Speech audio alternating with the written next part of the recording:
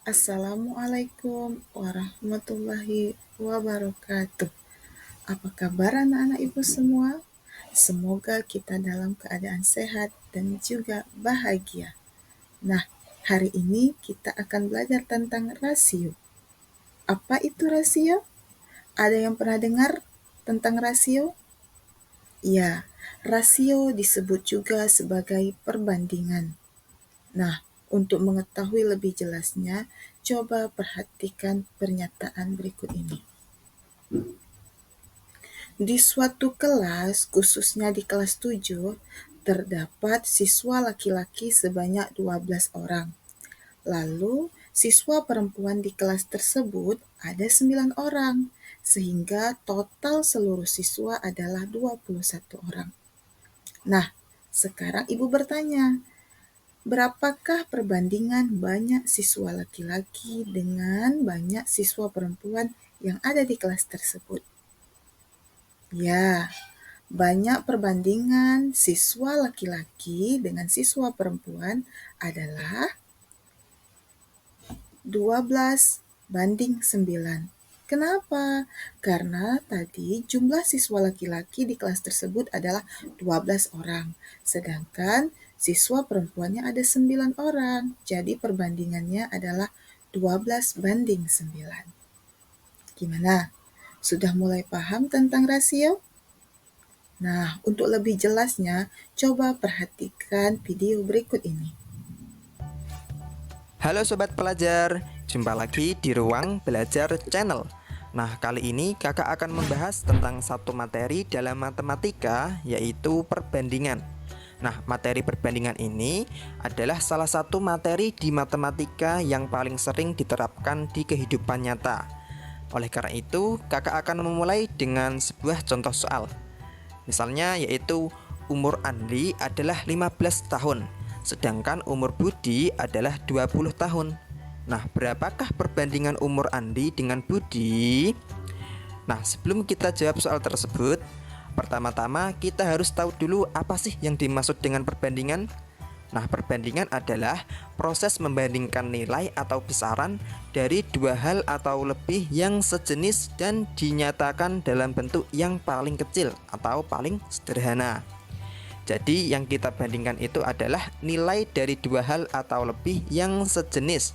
Misalnya, membandingkan umur dengan umur, banyak siswa dengan banyak siswa, berat dengan berat, dan lain-lain yang sejenis dan dinyatakan dalam bentuk yang paling kecil atau paling sederhana. Nah, ingat ya, dinyatakan dalam bentuk yang paling kecil atau paling sederhana.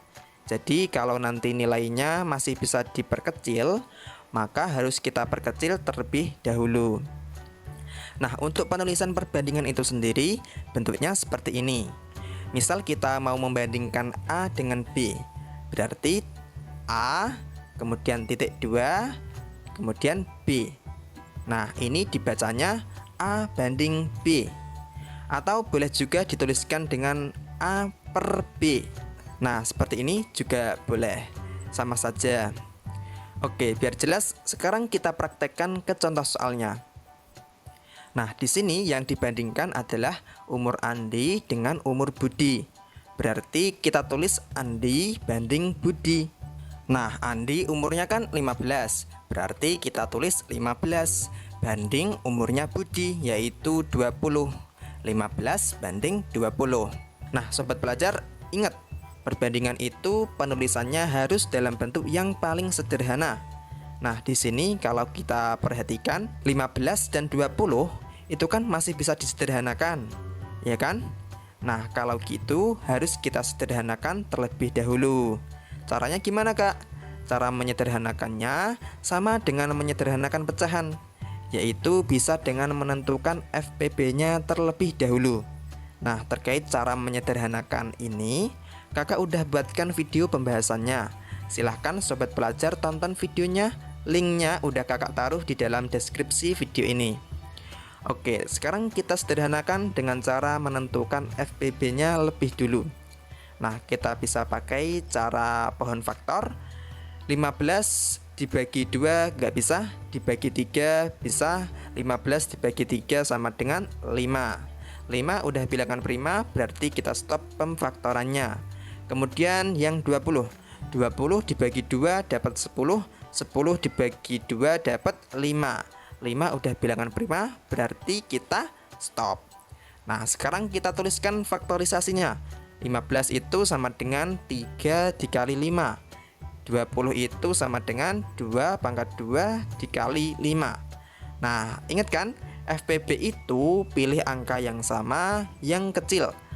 Nah, di sini angka yang sama kan cuma angka 5 nih, ya kan?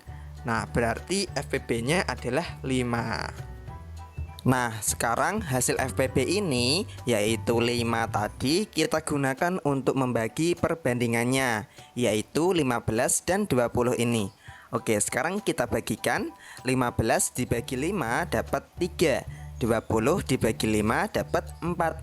Nah, ketemu deh, perbandingan umur Andi dengan umur Budi adalah 3:4. Atau boleh juga ditulis dengan Nah, gimana anak-anak? Paham dengan penjelasan tadi? Ya, jadi dapat kita simpulkan bahwa rasio adalah perbandingan dari dua besaran atau lebih yang sejenis. Kemudian bisa kita sederhanakan dengan menggunakan FPB dari kedua bilangan tersebut. Nah, oke, sampai di sini dulu penjelasan Ibu tentang rasio. Sampai ketemu lagi di materi yang akan datang. Assalamualaikum warahmatullahi wabarakatuh.